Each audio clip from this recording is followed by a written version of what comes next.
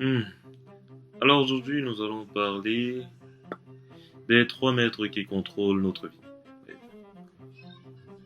Alors, je dirais même que ces trois maîtres contrôlent nos vies depuis quelques centaines de milliers d'années, ou quelques milliers d'années, pour être plus précis, parce qu'ils sont trois.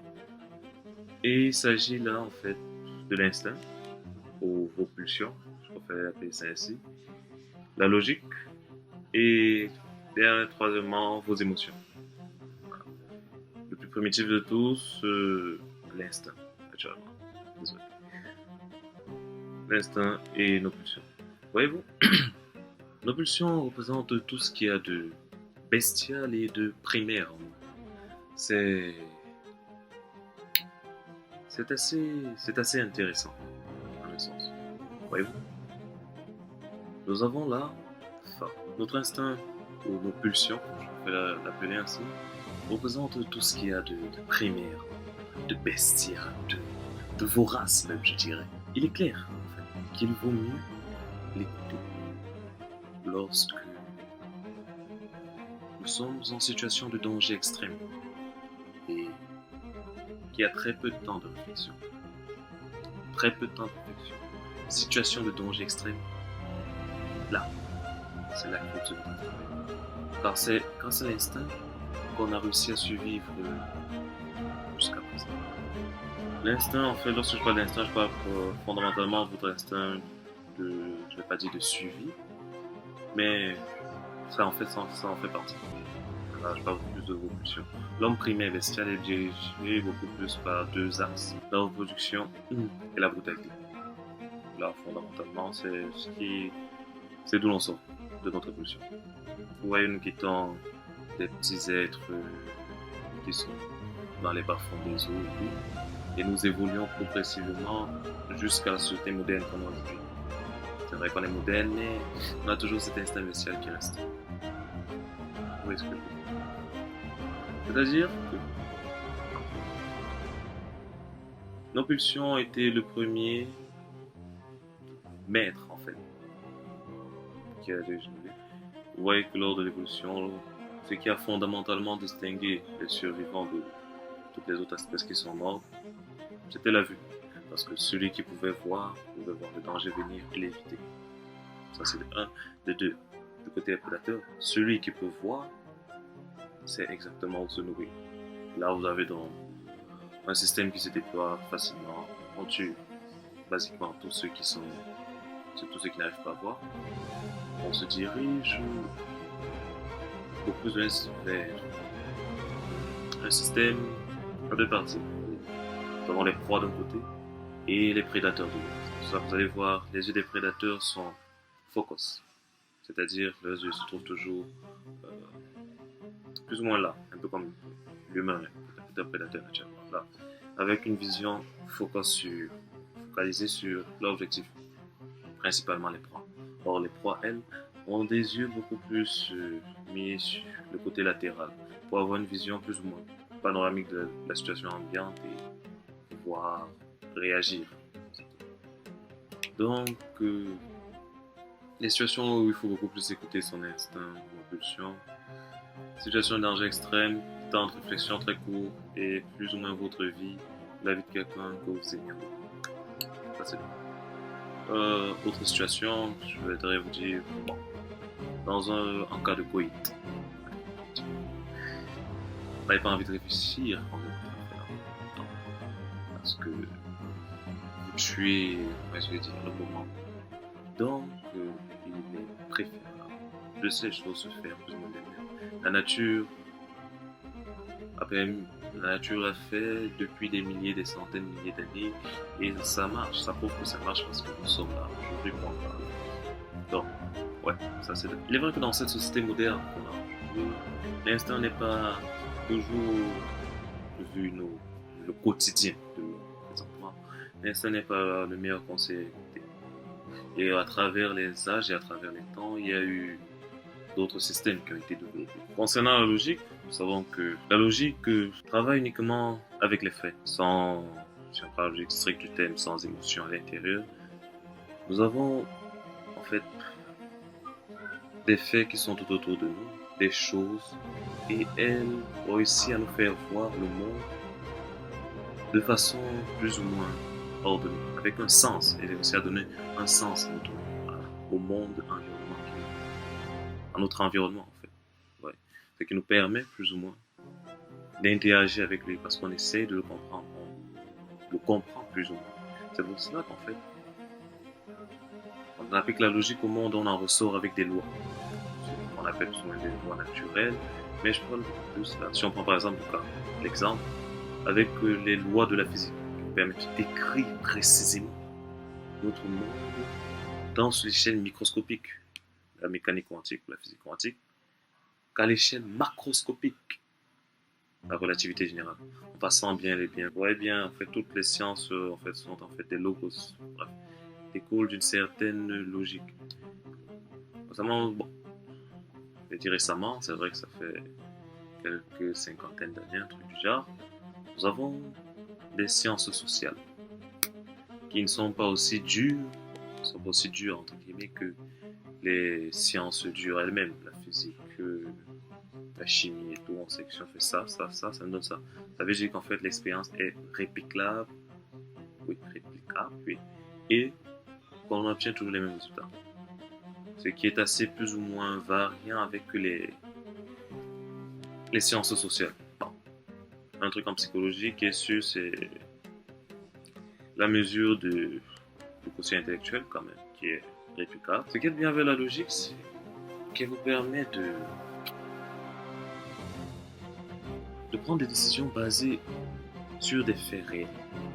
De prendre une décision, j'ai pas envie d'employer le terme logique, bien sûr, mais de prendre une décision plus ou moins rationnelle, fondée sur des fondements, désolé pour la répétition, mais des fondements solides, plus ou moins, on va dire, basés sur la vérité. Mais nous voyons aussi que l'homme, ou l'humain de façon générale, est un animal social. Ça, c'est notre variable aussi en prendre. C'est-à-dire qu'il vit en société, il vit avec les autres. Et nous ne pouvons pas définir l'autre uniquement avec les faits. Il y a un côté intangible de la chose. Je n'ai pas envie de parler de l'esprit. C'est pas le but ici aujourd'hui. Peut-être dans les prochaines vidéos, dans les prochains épisodes de ce podcast naturellement. Mais j'ai aussi envie de parler du psychisme de l'homme. Voilà. Exactement. Parler de sa psychologie, on va dire, de ses émotions.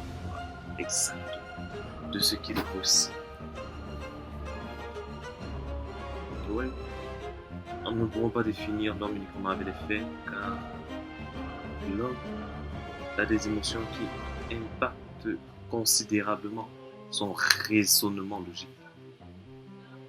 La plupart, si ce n'est la totalité des êtres humains, nous ne sommes pas complètement logiques. Voyez-vous, la preuve en est que les pubs, le marketing de façon générale en fait utilise cela. Si vous regardez 2-3 vidéos de marketing, on va vous parler de comment influencer le raisonnement logique des êtres humains avec leurs émotions. La logique perd toujours face aux émotions. C'est pour cela qu'il faut faire attention.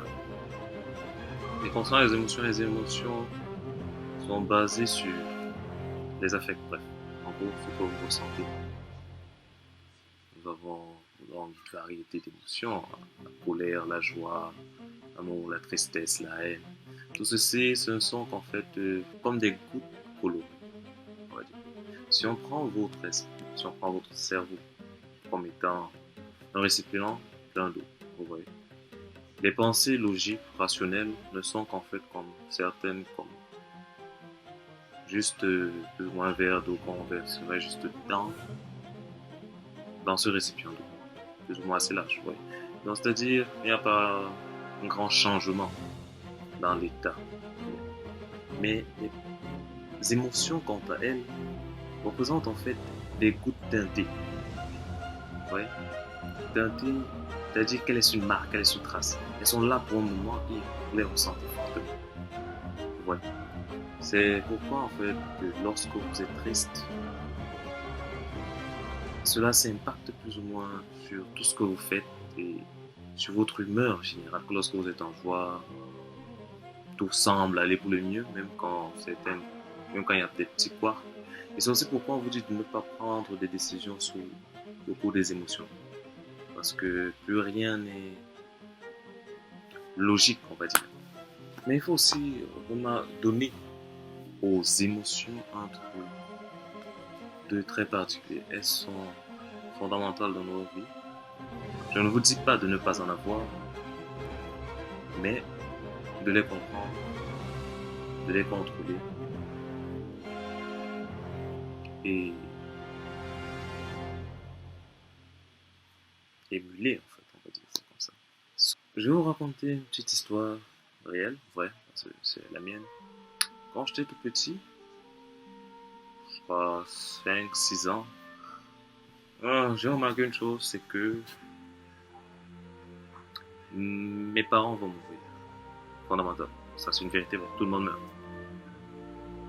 Et les gens pleurent parce que leur proche meurt. Alors, je me suis dit, pour ne pas avoir à souffrir et à pleurer au départ, je ne vais pas m'attacher à eux, je ne vais pas être dépendant d'eux, émotionnellement parlant. Mais, et c'est ce que j'ai fait. Je l'ai fait pendant plusieurs années. Je crois jusqu'en 2020. Oui, début 2020. J'ai finalement compris qu'en fait, j'avais choisi l'option de la lâcheté qui est de ne pas essayer, qui est de ne pas vivre malgré les faits, car tout le monde meurt, mais ça n'empêche pas que vous puissiez vivre à fond. Et au moment où je voulais changer, où je voulais beaucoup plus me rapprocher de mon père, c'est à cette année-là aussi qu'il est mort. Ouais. Et je peux vous assurer que ça m'avait fait mal. Mal, malgré tout. Non seulement mal parce que malgré toutes mes tentatives, d'abord j'avais échoué à ne pas m'attacher à mes parents. Mais aussi que l'année où j'ai décidé de véritablement me rapprocher de mon père, car j'étais plus comparé à mon père, j'étais plus proche de ma mère, mais pas vraiment de lui. On n'avait pas de discussion, genre, si on avait une discussion très...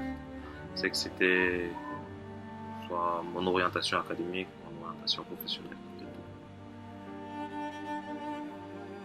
Et donc, j'ai donc vu comment j'ai passé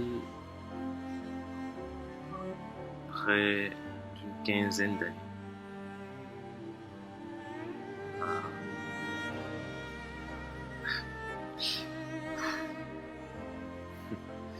près d'une quinzaine d'années à fuir. Et j'ai regretté pendant cet instant-là. Ça a dû me prendre, je crois, 6 mois ou 6 à 8 mois pour faire véritablement le deuil de tout. Et finir par plus ou moins me pardonner et à ne plus faire la même erreur. Au moins, il me reste une mère. Donc, on essaie d'avancer. Ne plus faire les mêmes erreurs. Et je vous dis, si vous êtes de cette catégorie-là aussi, profitez de vos parents tant qu'il en est.